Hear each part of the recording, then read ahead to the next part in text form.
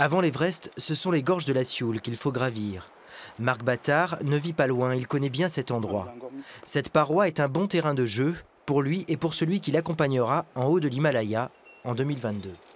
Quand on est en expédition, c'est plus facile parce que d'une part, c'est moins vertical. Il peut y avoir des endroits raides, mais pas autant que ça. Mais là, donc, tout le contexte de cette paroi qui fait 90 mètres, eh bien, c'est vraiment un terrain d'entraînement parfait pour la technique. Mohamed, bien que porteur dans de nombreuses expéditions, n'a jamais appris les techniques pour grimper. Je lui montre comment on monte une corde fixe dans un endroit vertical avec le minimum de matériel. Donc là, il a vu.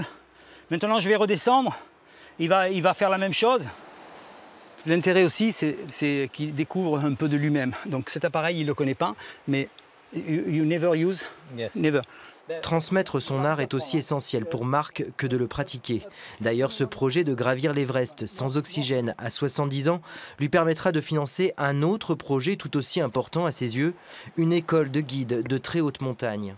Tout le monde est au courant que, notamment l'hiver dernier, il y a quand même 7 guides de haute montagne qui ont été pris dans des accidents de montagne où ils ont perdu des clients et il y a quelque chose qui ne va pas. Et il y a trop de Sherpas aussi. Il y a 4 ou 5 ans, il y a 18 Sherpas qui sont morts sous un sérac. C'est inadmissible. Donc forcément, il manque une formation profonde. Et donc cette école va permettre justement, avec 15 pays, les 15 pays sur la planète où il y a des sommets de plus de 6000 mètres, de créer cette école de guides de très haute montagne qui n'existe pas. Des gorges de la Sioule jusqu'au toit du monde, la préparation de l'alpiniste devrait durer près de 4 ans et lui permettre d'atteindre encore des sommets.